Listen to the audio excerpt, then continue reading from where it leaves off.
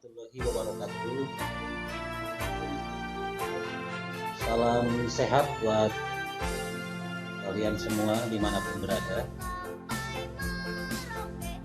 Ya, pada kesempatan ini saya akan menyampaikan materi pembelajaran berkaitan dengan pembelajaran di semester 6.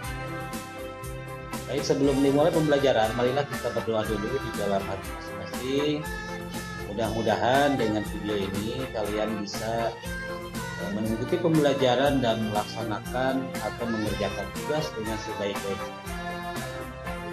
Baik, untuk itu mari kita berdoa dalam hati masing-masing sesuai dengan agama dan kepercayaannya, ya. Berdoa dimulai.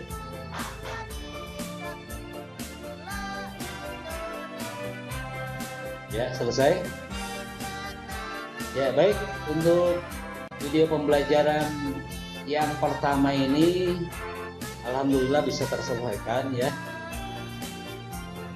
Mana pertemuan yang sekarang kita akan membahas mengenai bab 4, ya, untuk mata pelajaran PPKN kelas 9. Karena bab 4 ini membahas mengenai keberagaman masyarakat Indonesia dalam Bhinneka Tunggal Ika, ya.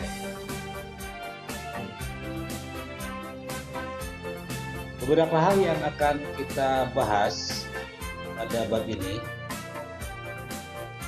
di antaranya yaitu mengenai makna persatuan dalam kebangsaan. Itu satu kata, satu kalimat yang mungkin sudah tidak kalian asing mendengarnya, ya. Tapi apakah yang dimaksud dengan persatuan dalam kebangsaan tersebut, ya? Nah, persatuan dalam keragaman masyarakat Indonesia memiliki arti yang sangat penting dan memang harus dipahami oleh kita semua, ya, agar tercipta suatu kehidupan yang serasi, selaras, dan seimbang, serta bisa mempererat hubungan kekeluargaan di antara warga masyarakat, baik yang satu agama maupun yang berbeda-beda agama, ya. Kemudian bahwa dari keanekaragaman tersebut tentunya ada satu alat pemersatunya, ya. Di antaranya seperti dasar negara kita. Apa dasar negara kita? Ya, pinter, yaitu Pancasila, ya. Kemudian ada yang lain lagi, yaitu Undang-Undang Dasar 1945. Dan yang lainnya ada, ya, Bhinneka Tunggal Ika, terus kemudian ada NKRI dan lambang-lambang identitas nasional seperti apa? Ya, ada bendera merah putih, ada burung Garuda, ya, dan lagu kebangsaan yang banyak sekali tentunya, ya. Baik, selanjutnya pada pembahasan di bab 4 ini yang perlu kita pahami juga mengenai prinsip persatuan dalam keberagaman suku, agama, ras, dan antar golongan. Prinsipnya apa? Yang mendasari bersatunya keberagaman tersebut. Di antaranya yang pertama, prinsip Bhinneka Tunggal Ika. Yang kedua, prinsip nasionalisme Indonesia, ya. Selanjutnya, prinsip kebangsaan yang bertanggung jawab. Ya, berikutnya, prinsip wawasan Nusantara. Dan yang terakhir adalah prinsip persatuan pembangunan untuk mewujudkan cita-cita reformasi. Nah, dari kelima prinsip ini harus kalian pahami dari kelima ini, ya. Baik, supaya kalian lebih paham lagi, kita akan kupas tuntas mengenai prinsip-prinsip persatuan dari keberagaman yang ada di masyarakat Indonesia, ya. Baik, selanjutnya prinsip yang pertama yaitu Bhinneka Tunggal Ika.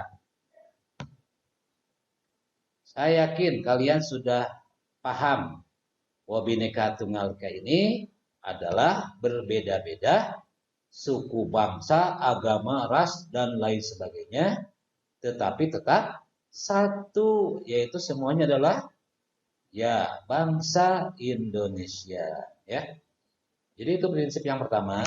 Yang kedua, prinsip nasionalisme. Apa yang dimaksud dengan nasionalisme? Ya. Ya, secara arti harfiahnya adalah cinta tanah air. Ya, apakah ada rasa cinta dalam hati kalian terhadap tanah air? Ya, mudah-mudahan ada ya. Jadi kata cinta ini mudah diucapkan tetapi susah untuk dilaksanakan. Contoh-contoh singkat seperti ketika kalian ketika masa normal mengikuti kegiatan upacara bendera ya yang begitu hikmat. Nah, tetapi ada saja yang memang hanya sebatas melaksanakan, bahkan ada yang sampai sambil bercanda ya. Nah, bagi mereka yang cinta tanah air pasti akan melaksanakan kegiatan upacara dengan sebaik-baiknya ya. Baik, itu prinsip yang kedua. Selanjutnya, prinsip yang ketiga, kebebasan yang bertanggung jawab. Jadi kita punya bebas, tetapi ada yang harus dipertanggungjawabkan ya kepada Tuhan Yang Maha Esa, juga kepada sesama manusia ya. Jadi kita boleh melakukan apapun tetapi harus berani berbuat, berani bertanggung jawab ya. Baik, selanjutnya prinsip wawasan Nusantara. Apakah itu ya? Jadi wawasan Nusantara ini adalah cara pandang bangsa Indonesia tentang diri dan lingkungannya ya. Baik dalam bidang ideologi, politik, ekonomi, sosial, budaya, pertahanan, dan keamanan. Bagaimana seseorang mampu memandang diri atau memandang bangsa dan diri serta lingkungannya, yaitu dengan cara belajar ya. Jadi kalau kita sudah belajar berkaitan dengan bab 4 ini ya, mengenai keberagaman, kita sudah tahu keanekaragaman yang ada di Indonesia sehingga kita mampu menyikapinya. Jangan sampai perbedaan-perbedaan tersebut menimbulkan dampak yang negatif ya. Baik, selanjutnya pada pembahasan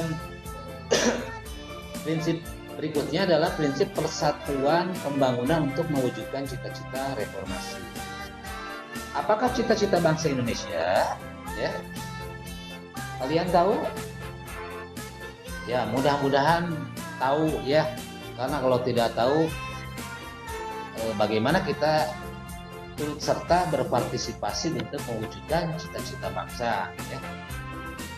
Nah, dengan keanekaragaman ini mudah-mudahan dengan cara pandang kita yang positif mampu mempererat persatuan dan kesatuan ya. Sehingga kemerdekaan yang sudah kita raih sejak tahun 1945 mampu kita isi bersama-sama ya, tidak pandang bulu. Mau bulu dari Pulau Sulawesi, bulu dari Pulau Kalimantan dan bulu yang lain gitu ya. Semuanya harus bersatu dalam rangka mewujudkan cita-cita bangsa. Nah, cita-citanya itu seperti apa? Ya, bangsa kita ini cita-citanya seperti tertuang di dalam pembukaan Undang Dasar 1945. Yang pertama, melindungi segenap bangsa dan seluruh tumpah darah Indonesia.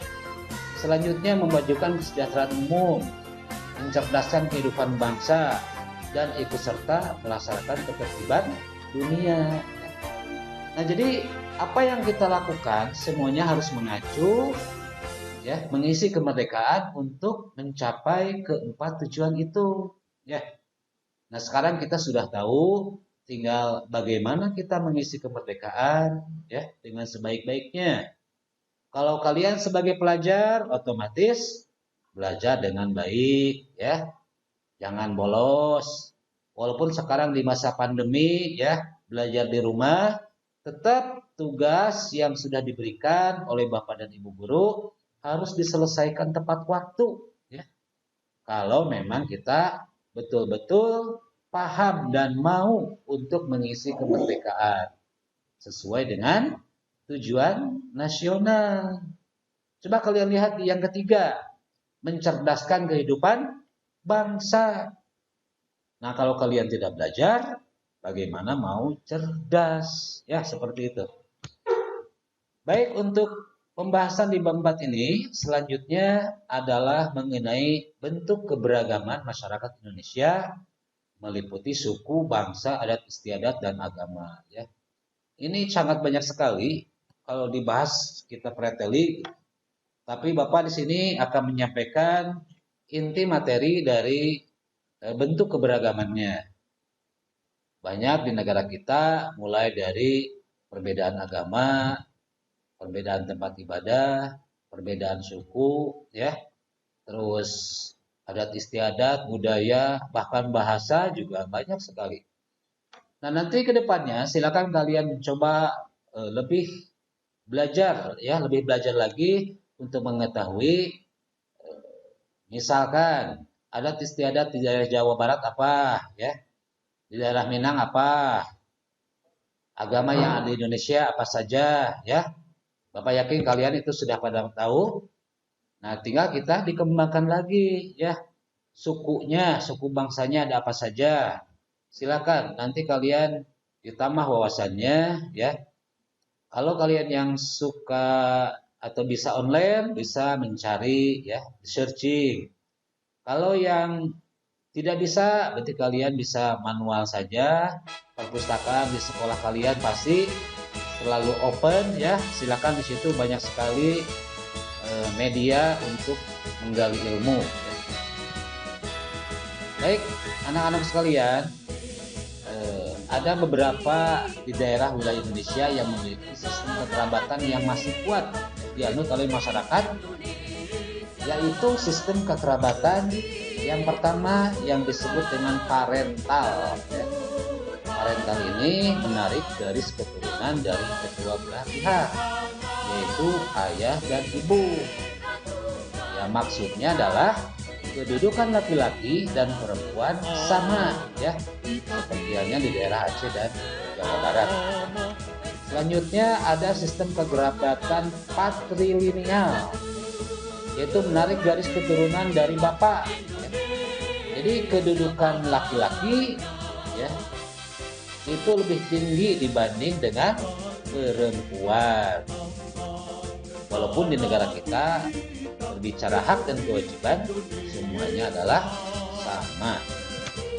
Selanjutnya sistem kekerabatan matrilineal, yaitu kekerabatan menarik garis keturunan dari pihak ibu, ya, di mana perempuan lebih tinggi dibandingkan laki-laki, ya, seperti terjadi di daerah Minangkabau.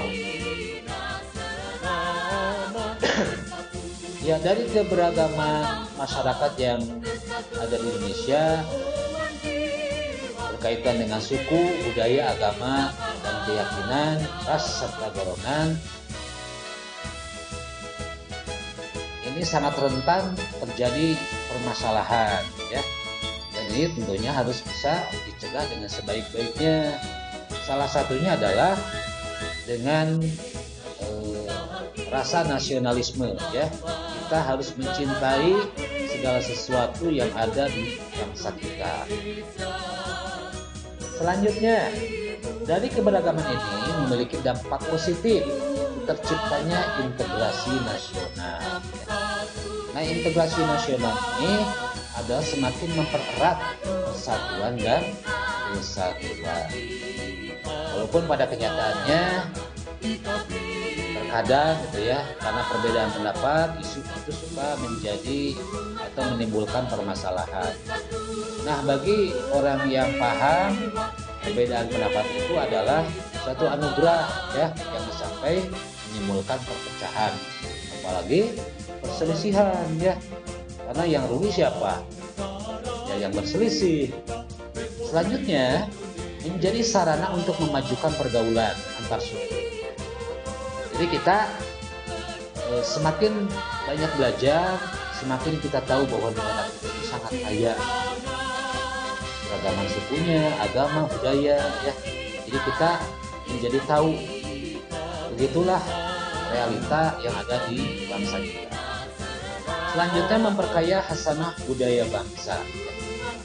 Budaya bangsa ini banyak, mulai dari segi kesenian, ya, kesenian tradisional ataupun modern atau dari adat istiadatnya, ya kan banyak sekali dari setiap suku itu punya budaya, punya bahasa yang berbeda, ya, punya kebiasaan-kebiasaan yang berbeda.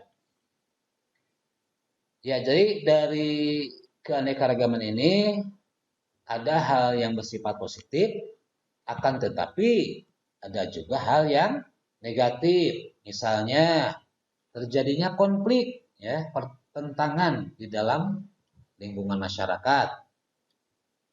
Yang kedua, munculnya sikap primordialisme, yaitu pandangan yang berpegang teguh pada hal yang dibawa sejak kecil, mengenai tradisi, adat istiadat, kepercayaan, maupun segala sesuatu yang ada di lingkungannya. Ya, jadi tidak mau untuk merubah diri, ya. Sekarang kan zamannya modern gitu, zaman canggih. Telepon aja sudah pada menggunakan telepon genggam yang sangat pintar gitu ya. Nah, kita harus mencoba beradaptasi dengan kemajuan zaman. Jangan mentang-mentang tradisinya, misalkan cukup kita dengan mengirim kabar, menyampaikan berita, menggunakan transportasi gitu ya. Tapi kalau kita bisa lebih efektif lagi, bisa menyesuaikan zaman, otomatis kabar atau berita yang akan kita sampaikan bisa lebih cepat. Selanjutnya, muncul juga sikap etnosentris, ya.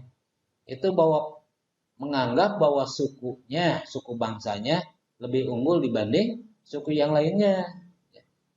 Karena saking banyaknya suku merasa suku saya yang paling baik. Ya, jadi hal-hal seperti itu yang bisa menimbulkan dampak negatif, ya, ujung-ujungnya terjadinya konflik atau pertentangan di dalam suku tersebut.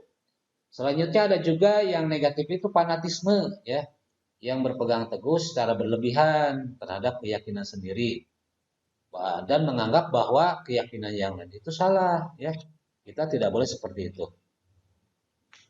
Jadi semua keanekaragaman ini harus dijadikan sebagai wadah bahwa itulah kenyataannya masyarakat Indonesia ini sangat kaya dan ini merupakan anugerah yang diberikan oleh Allah Subhanahu wa taala, ya.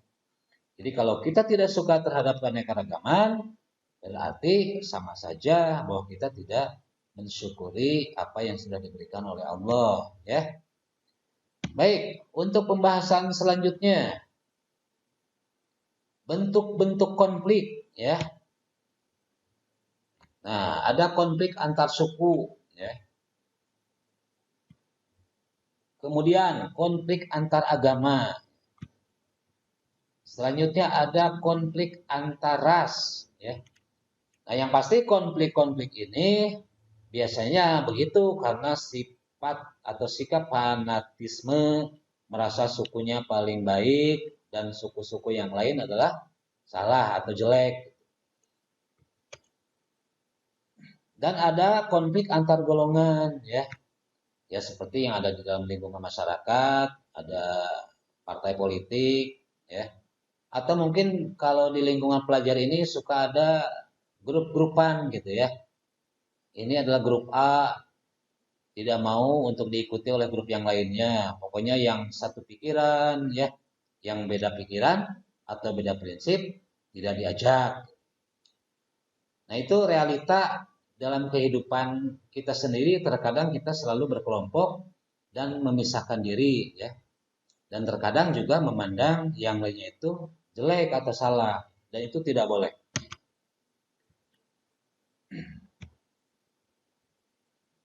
Baik, selanjutnya gejala yang menunjukkan adanya konflik sosial.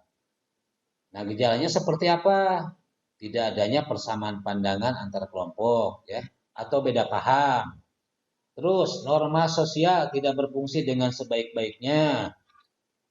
Kemudian adanya pertentangan norma-norma agama dalam masyarakat sehingga masyarakat menjadi bingung, ya. Selanjutnya, sanksi terhadap pelanggar atas norma tidak tegas atau lemah, ya. Selanjutnya ada tindakan anggota masyarakat yang sudah tidak lagi sesuai dengan norma-norma yang berlaku. Kemudian terjadi proses disosiatif, yaitu proses yang mengarah pada persaingan tidak sehat, ya. Tindakan kontroversial dan pertentangan. Ya, jadi gejala-gejala konflik itu seperti yang tadi disebutkan, ujung-ujungnya nanti jadi konflik, ya, pertentangan, terus ada perkelahian kalau di lingkungan pelajar, ya, karena beda pendapat, itu konflik, ya. Ya gara-garanya karena berbeda pendapat, beda pandangan, beda kelompok, ya seperti itu. Selanjutnya, gejala dalam masyarakat yang berpotensi menyebabkan konflik sosial diantaranya adalah menguatnya etnosentris kelompok, ya. Ya seperti yang tadi sudah dibahas bahwa munculnya kelompok-kelompok yang merasa paling baik, paling benar, paling hebat, gitu ya. Grup ini paling bagus, yang lain jelek. Atau di antara sekolah yang lain, sekolah ini merasa paling bagus, lihat anak sekolah yang lain diledek, ya. Nah, itu tidak boleh. Itu juga bisa menimbulkan konflik, ya, perseteruan. Selanjutnya, stereotip, ya. Apa itu stereotip? Itu anggapan yang dimiliki terhadap suatu kelompok yang bersifat tidak baik, ya. Sehingga seudon, ya seudon kan nggak boleh, ya. Seudon berburuk sangka terhadap orang lain atau kelompok yang lainnya. Kita pikir aja dikembalikan kepada kita. Kalau kita disudonin sama orang, nah tentunya tidak enak, ya. Dan selanjutnya ada hubungan antar penganut agama kurang harmonis, ya. Atau itu fanatisme. Ya, karena saya merasa agama Islam ketika bertemu dengan yang berbeda agama tidak pernah, ya kalau mengucap salam mungkin tidak, ya. Tapi minimal kita say hello, hai, apa kabar gitu, ya. Nah, jadi hal-hal seperti itu yang bisa menimbulkan atau gejala yang berpotensi kepada konflik sosial. Kemudian adanya hubungan penduduk asli dan penduduk pendatang, ya. Biasanya kalau ada yang datang, kita apalagi orangnya agak gimana gitu, ya, beda dengan kita langsung merasa tidak senang. Nah, itu menimbulkan ketidakharmonisan di antara penduduk asli dan penduduk yang datang.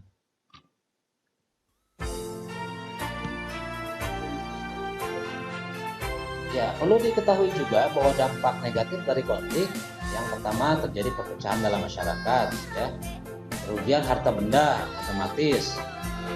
Ya, kalau terjadi perpecahan, terjadi konflik, terjadi keributan, yang rugi siapa?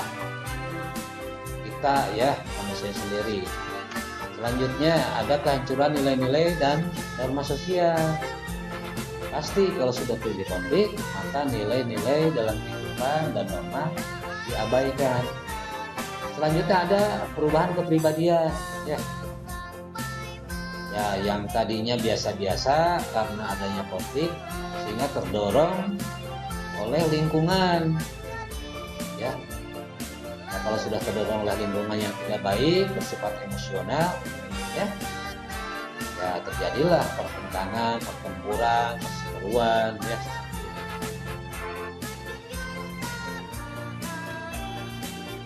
Baik anak-anakku sekalian, bagaimana supaya konflik ini tidak terjadi, ya. Nah, tentunya kita dibutuhkan upaya sebelum terjadinya konflik.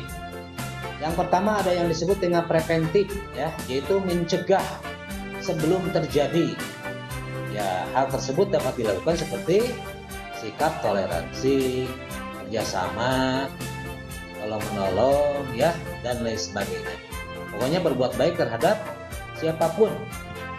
Selanjutnya ada yang bersifat represif, yaitu mengatasi masalah pada saat atau setelah terjadi masalah, ya. Misalkan sudah terjadi konflik atau sedang terjadi konflik. Nah, biasanya bagi warga yang paham itu ikut menyelesaikan ya, atau menengahi supaya tidak terjadi konflik terus-menerus. Nah, selanjutnya ada yang disebut dengan kuratif ya. Itu upaya tindak lanjut atau penanggulangan akibat masalah yang terjadi ya. Jadi mencoba menelusuri masalahnya apa ya, dalam artian untuk menyelesaikan setiap permasalahan karena terjadinya konflik tersebut.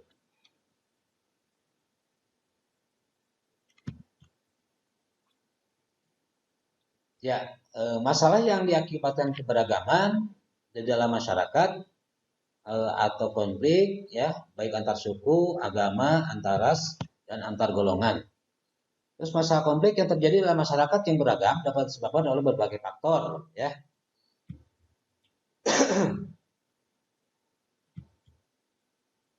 Nah, penyebab konflik antara lain sikap etnosentrisme, terus sikap sudon ya, atau prasangka buruk, terus hubungan yang tidak harmonis di antara sesama warga baik yang satu agama ataupun yang berbeda agama.